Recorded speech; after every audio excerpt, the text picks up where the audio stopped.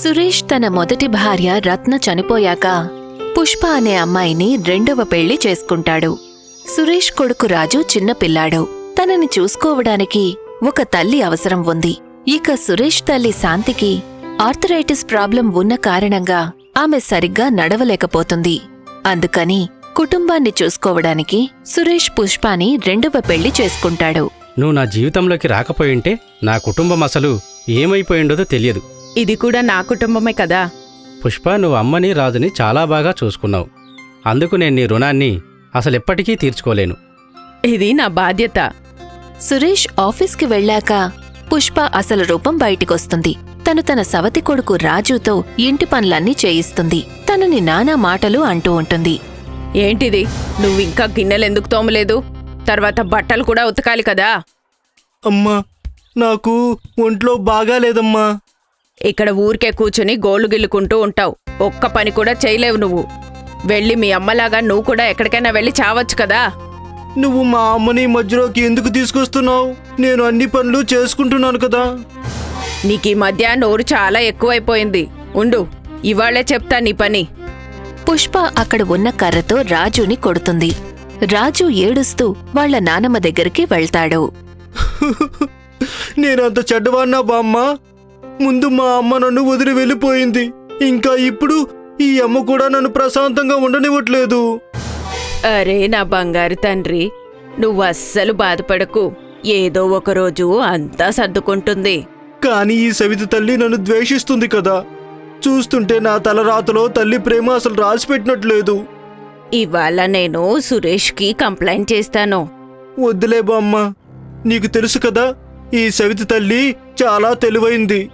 నాన్న ముందు అమాయకురాల్లాగా మారిపోతుంది. కిందటిసారి మీరు కంప్లైంట్ చేసినప్పుడు ఈవిడ మీ మీద అబద్ధపు నిందలు వేసి మీకు 2 రోజులు భోజనం పెట్టలేదు కదా. రాజు జీవితం అలాగే గడుస్తూ ఉంటుంది. తను తన తండ్రికి అసలు నిజం చెప్పలేకపోతాడు. ఎందుకంటే పుష్ప అతన్ని తన ప్రేమ వలలో పూర్తిగా ఇరికించేస్తుంది. సురేష్ పుష్పకి వ్యతిరేకంగా ఒక్క మాట కూడా వినదల్చుకోడు. ఒకరోజు పుష్ప సొంత కొడుకు అమిత్ పిజ్జా తినాలనుందని మొండికేస్తాడు. మమ్మీ, ఇవాళ నాకు పిజ్జా తినాలని ఉంది. నాకు ప్రతిరోజు ఇడ్లీలు దోశలు తిని బోరు కొట్టేసింది. అలాగే నా బంగారు తండ్రి, నేను నీకోసం పిజ్జా తెప్పిస్తాను. డెలివరీ బాయ్ పిజ్జాని ఇంట్లో ఇచ్చి వెళ్తాడు. రాజుకి కూడా పిజ్జా చూశాక తినాలని అనిపిస్తుంది. తను ఎంతో ఆశగా పిజ్జా డబ్బా వైపు చూస్తూ ఉంటాడు. ఏంటి, నా కొడుకు తినాల్సిన దానికి దిష్టి పెడుతున్నావా? లేదు, నేను ఊరికే చూస్తున్నానంతే. వెళ్ళు ఇక్కడ్నుంచి. పుష్ప పిజ్జాని ప్లేట్లోకి తీద్దామనుకుంటుంది. అంతలో తనకి ఫోనొస్తుంది. తను ఫోన్ మాట్లాడ్డానికి వెళ్తుంది. ఆలోగా అమిత్ వచ్చి మొత్తం పిజ్జా అంతా తినేస్తాడు. పొరపాటున నేను మొత్తం పిజ్జా తినేశాను. అమ్మ గనక చూసిందంటే ఖచ్చితంగా నా తోలు ఒలిచేస్తుంది. నేను ఈ పిజ్జా ముక్కను తీసుకెళ్లి రాజుగది దగ్గర పెట్టేస్తాను. అప్పుడు అమ్మకి అనుమానం రాజు మీద వస్తుంది. మిగిలిన ఆఖరి పిజ్జా రాజు గది దగ్గరికి తీసుకువెళ్లి అక్కడే పడేస్తాడు. పుష్ప ఫోన్లో మాట్లాడి తిరిగొచ్చి చూసేసరికి పిజ్జా డబ్బాలో తనకి పిజ్జా కనిపించదు. తనకి వెంటనే కోపం వస్తుంది. ఇక్కడుండాల్సిన పిజ్జా అంతా ఏమైపోయింది? ఇది ఖచ్చితంగా ఆ రాజు చేసిన పనే అయ్యుంటుంది. ఇవాళ నేను తనకి బుద్ధి చెప్పి తీరుతాను. పుష్ప కోపంతో రాజు గదివైపు వెళ్తుంది. అక్కడ కింద పడి ఉన్న పిజ్జా పీస్ని చూసి తనకి మరింత కోపం వస్తుంది. రాజుని కొట్టడం మొదలు పెడుతుంది. ఏమైంది? నన్నెందుకు కొడుతున్నారు? కొట్టొద్దు. వెదవా, నువ్వు మొత్తం పిజ్జా తినేసి ఇప్పుడు అమాయకుల్లా నటిస్తున్నావా? ఇవాళ నేను నిన్ను అస్సలు వదలను. కానీ నేను మేడ మీద బట్టలు ఆరేయడానికి వెళ్ళాను. నేను పిజ్జా తినలేదు. మరి నీ గది బయట పిజ్జా ఎందుకు పడి ఉంది చెప్పు? ఇవాల్టి నుంచి 2 రోజుల వరకు నీకు తినడానికి నేనేమీ ఇవ్వను. పుష్ప రాజుని తన గదిలో బంధించేస్తుంది. తనకి తినడానికి తాగడానికి ఏమీ ఇవ్వదు. సాయంత్రం సురేష్ ఇంటికి వచ్చేసరికి, నేను నా పిల్లలిద్దరి కోసం బొమ్మలు తీసుకొచ్చాను. వాళ్ళిద్దరినీ ఇక్కడికి రమ్మని చెప్పు. అది రాజు తన గదిలో చదువుకుంటున్నాడు. ఈసారి పరీక్షల్లో తనకి తక్కువ మార్కులొచ్చాయి కదా, అందుకని తను చాలా శ్రద్ధగా చదువుకుంటున్నాడు. మీరు ఈ 2 బొమ్మల్ని అమిత్కిచ్చేయండి. అప్పుడు రాజు చదువుకి అస్సలు డిస్టర్బెన్స్ ఉండదు. నువ్వు రాజు చదువు గురించి ఎంత ఆలోచిస్తున్నావో నిన్ను చూస్తుంటే నాకు చాలా గర్వంగా ఉంది. అలాగే ఒకరోజు గడిచిపోతుంది. రాజుకి ఆకలి దాహంతో నీరసం వస్తుంది. ప్లీజ్ తలుపు తెరవండి. నేను ఇంటి పనులన్నీ చేసేస్తాను. ఎవరికి ఏమీ చెప్పను. ఏవే ముద నష్టపుదానా, నీకు నీ కొడుకు లాంటి చిన్న పిల్లాడి మీద జాలి కలగడం లేదా? నేను నడవలేకపోతున్నాను, లేదంటే నీ అంతు తేల్చేదాన్ని. చూడు ముసల్దానా, నోరు మూసుకొని కూర్చో, లేకపోతే నీకు కూడా భోజనం పెట్టను. 2 రోజుల వరకు నేను ఈ గది తలుపులు అస్సలు తీయను.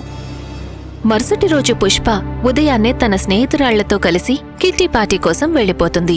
ఆకలితో ఉన్న రాజు పరిస్థితి ఇంకా క్షీణిస్తుంది. తన ఆరోగ్యం పాడైపోతుంది. తను ఆకలి దాహం వల్ల అక్కడే స్పృహ తప్పి పడిపోతాడు. సాయంత్రం సురేష్ ఇంటికి వస్తాడు. ఇంట్లో ఎవరూ కనిపించకపోయేసరికి తను రాజు గదివైపుకి వెళ్తాడు. అరే, ఈ గది బయట నుండి ఎందుకు గొల్లెం పెట్టుంది? రాజు చదువుకి ఇబ్బంది కలగకుండా ఉండటం కోసం పుష్పనే ఇలా చేసుంటుంది. ఎంత కష్టపడుతుంటారు నా కొడుకు. ఇంట్లో ఎవ్వరు లేరు కదా. నేను రాజు ఇద్దరం కలిసి బయటికెళ్ళి డిన్నర్ చేసి వస్తాం. సురేష్ ఎప్పుడైతే గది తలుపుని తెరుస్తాడో అప్పుడు రాజుని చూసి వెంటనే తనని లేపడానికి ప్రయత్నిస్తాడు. తన మొహం మీద నీళ్లను చిలకరిస్తాడు. నీళ్లు కావాలి. సురేష్ రాజుకి ఒక గ్లాసు మంచినీళ్లు తాగిస్తాడు. బాబు రాజు, ఏమైంది నీకు? నేనిప్పుడే మీ అమ్మని పిలుస్తాను. అమ్మని వద్దు. శాంతి సురేష్కి జరిగిన విషయమంతా చెప్తుంది. సురేష్ డాక్టర్ని పిలిచి రాజుకి వైద్యం చేయిస్తాడు. పుష్ప రాత్రికి పార్టీ అయ్యాక తిరిగొస్తుంది. రాజుని అలా చూసి సురేష్ ముందు పుష్ప నాటకవాడ్డం మొదలుపెడుతుంది. ఓరి భగవంతుడా, రాజు ఏమైంది? ఏవండి, డాక్టర్ని పిలవండి. నువ్వు నా కొడుక్కి దూరంగా ఉండు. నాకు మొత్తం నిజం తెలిసిపోయింది. పుష్ప, నువ్వు నా కొడుకు తల్లి స్థానాన్ని ఎప్పటికీ తీసుకోలేవు. నువ్వు రాజుకి శత్రువుగా మారావు. కానీ ఇప్పటి వరకు నేనేమో నేను గుడ్డిగా నమ్ముతూ వచ్చాను. వెళ్ళిపో నా నుండి దూరంగా. దయచేసి అలా అనకండి. నేను మిమ్మల్ని ఎంతగానో ప్రేమిస్తున్నాను. మీరు లేకపోతే బతకలేను. నేను ఇవాల్టి నుండి రాజుని కూడా నా కొడుకులాగా చూసుకుంటాను. ఈసారికి నేను నిన్ను క్షమించి వదిలేస్తున్నాను. మళ్ళీ ఎప్పుడైనా ఇటువంటి తప్పు చేశావంటే నేను నీకు విడాకులిచ్చి పంపించేస్తాను.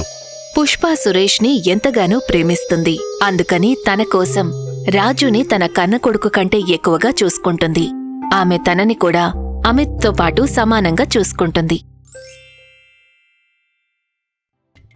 సురేష్ తన మొదటి భార్య రత్న చనిపోయాక పుష్ప అనే అమ్మాయిని 2వ పెళ్లి చేసుకుంటాడు.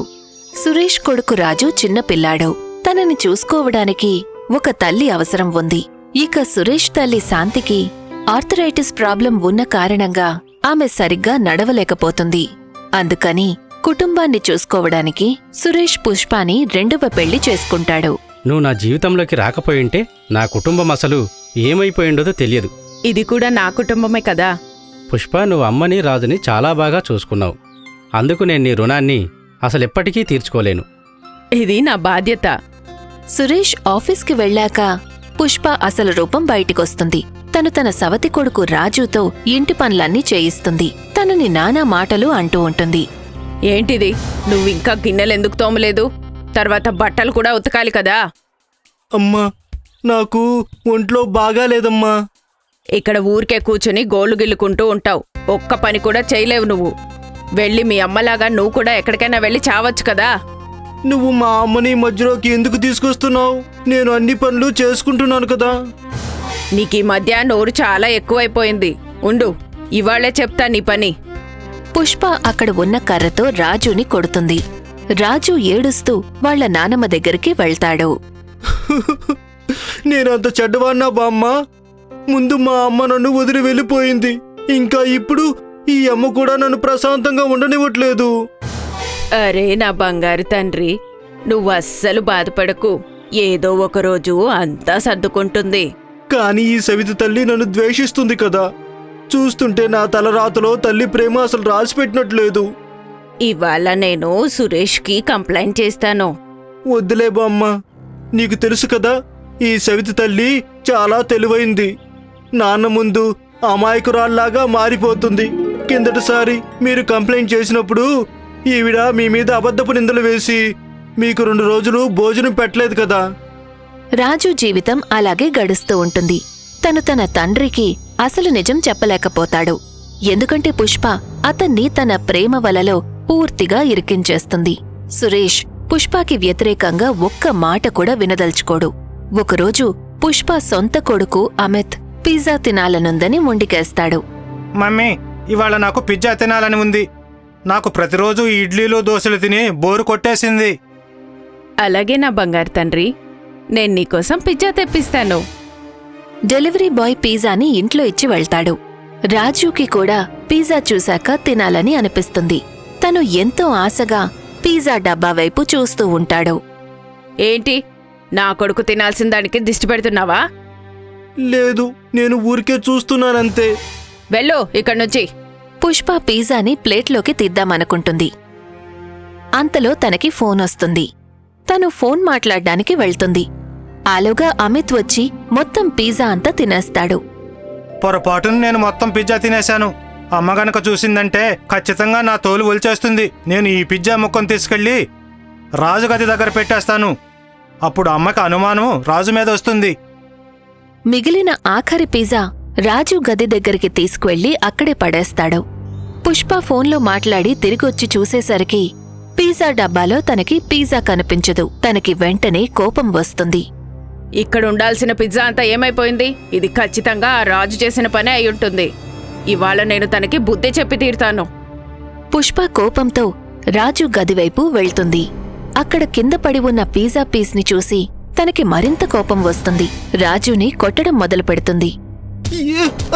ఏమైంది? నన్నెందుకు కొడుతున్నారు? కొట్టొద్దు. వెదవా, నువ్వు మొత్తం పిజ్జా తినేసి ఇప్పుడు అమాయకుల్లా నటిస్తున్నావా? ఇవాళ నేను నిన్ను అస్సలు వదలను. కానీ నేను మేడ మీద బట్టలు ఆరేయడానికి వెళ్ళాను. నేను పిజ్జా తినలేదు. మరి నీ గది బయట పిజ్జా ఎందుకు పడి ఉంది చెప్పు? ఇవాల్టి నుంచి 2 రోజుల వరకు నీకు తినడానికి నేను ఏమీ ఇవ్వను. పుష్ప రాజుని తన గదిలో బంధించేస్తుంది. తనకి తినడానికి తాగడానికి ఏమీ ఇవ్వదు. సాయంత్రం సురేష్ ఇంటికి వచ్చేసరికి నేను నా పిల్లలిద్దరి కోసం బొమ్మలు తీసుకొచ్చాను. వాళ్ళిద్దరినీ ఇక్కడికి రమ్మని చెప్పు. అది రాజు తన గదిలో చదువుకుంటున్నాడు. ఈసారి పరీక్షల్లో తనకి తక్కువ మార్కులొచ్చాయి కదా, అందుకని తను చాలా శ్రద్ధగా చదువుకుంటున్నాడు. మీరు ఈ 2 బొమ్మల్ని అమిత్కిచ్చేయండి. అప్పుడు రాజు చదువుకి అస్సలు డిస్టర్బెన్స్ ఉండదు.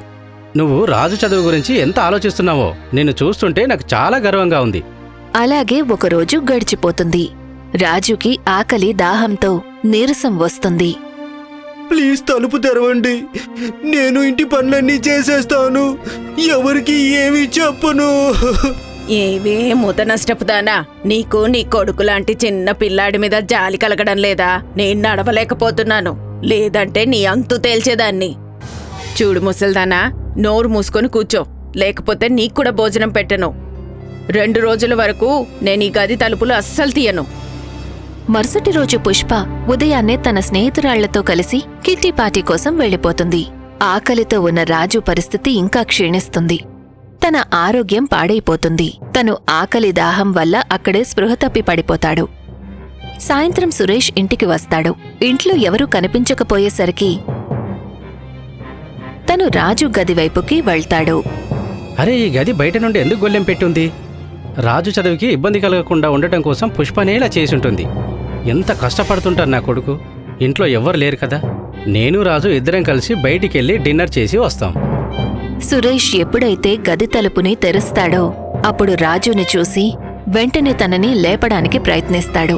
తన మొహం మీద నీళ్లను చిలకరిస్తాడు.